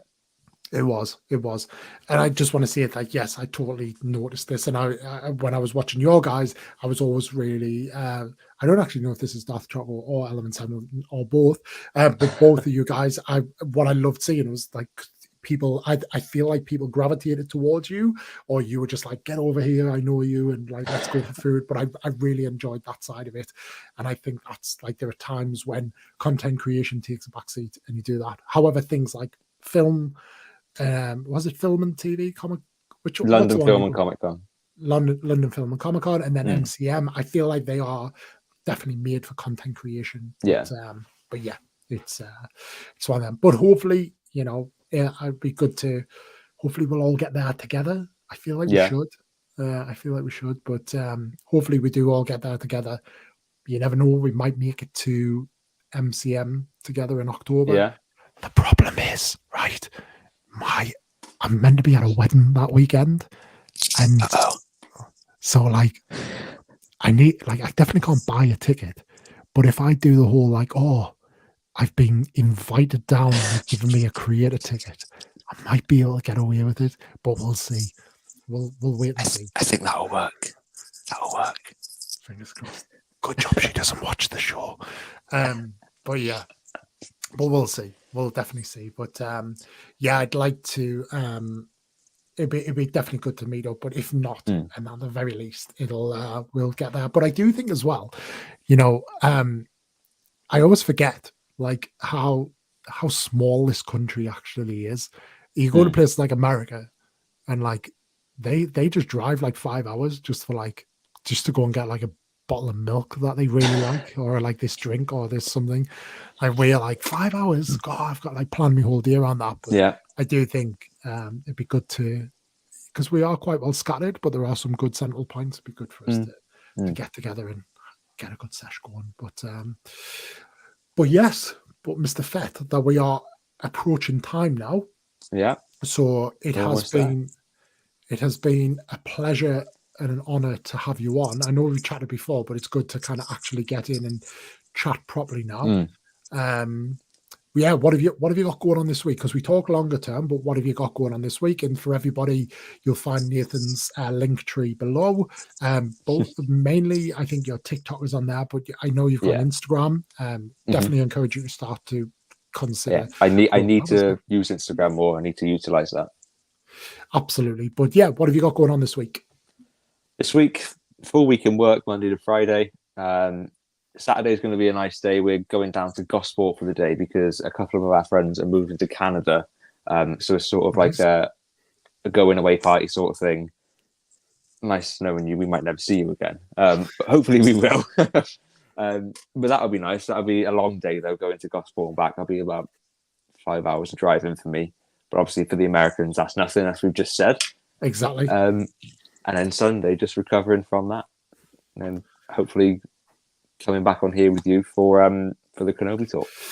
Indeed. So that nice little plug. It's almost like I set you up. I promise I didn't set you up for that one. So now obviously we're back. We have the Kenobi series finale this week. So a little bit like we did with the preamble of the show before it went to build up the hype. I'll be back this time next week with a stream where we with Nathan and some other creators, two yet to be named, where we will be talking about how the series went and kind of our thoughts on it, and then get that kind of various perspectives of, from a Lego content creator's perspective, a lore builder, like, what that broadened view of what we've learned and what we hope for on the back of that series. Although from a Lego have been all over the Kenobi series, and they've done well. They keep the sets secret. It always makes me think, how do things get leaked? It's almost like they are leaking stuff. They must be leaking stuff. Yeah, I think stuff gets leaked when they want it to get leaked. Yeah, and like, because if they are not, then all of this Kenobi stuff would have been leaked. So yeah, 100% on that. Harvey, no, No hints as of yet. I've got some ideas, but to be honest, they don't even know because I haven't even asked them yet. So I need to. It's one of those. But yeah, we'll see. We'll see. But yeah, it has been an absolute honor and a pleasure to have you on. And I've been privileged to be here. I really am very thankful. It's yeah, as I said to you before, you were one of the main inspirations for me to start TikTok. So to be on here on your podcast, talking to you, and you seeing me as a content creator as well, is pretty special. So I'm very thankful. Oh, hey.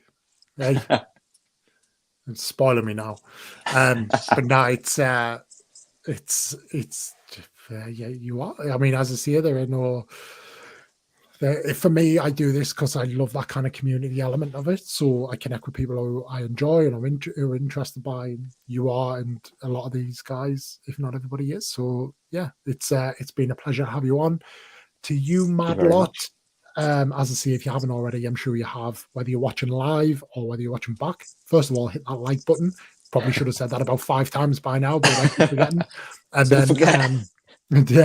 And then, check out Nathan's link tree below and give him a follow on TikTok, but I'm sure you are already. And I'm back to creating daily content. I bet I should probably open these 2 boxes at some point tomorrow. Which one should we open first? Should I do the movie palette one or should I do the Disney one? Disney. Oh. They're waiting on you. And you've got to get this sorted. I feel like movie palette are waiting on me because they're quite a smaller company. So I feel like they're like chomping at the bit. Whereas Disney are almost like, don't even know who I am. So they're like, oh yeah, I'll send this box out like to that. But we'll see. But anyway, it'll be a nice surprise. Absolutely. From there. But yeah, it's been an honor and a pleasure. And to you lot, you crazy lot, thank you for sticking with us. If you're watching back, I appreciate you coming back and watching this because I always think like the benefit of these is to watch them live and be part of the conversation. But some people enjoy watching them back, and some people have probably sat there quiet this whole time. And thank you for that as well, and just for sticking with us. But until next week, or until we see you through the week, I bid you adieu. Wave goodbye, Nathan. Goodbye. Thank you, everyone. It's been a pleasure. You.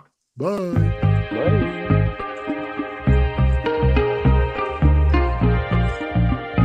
We still need to win.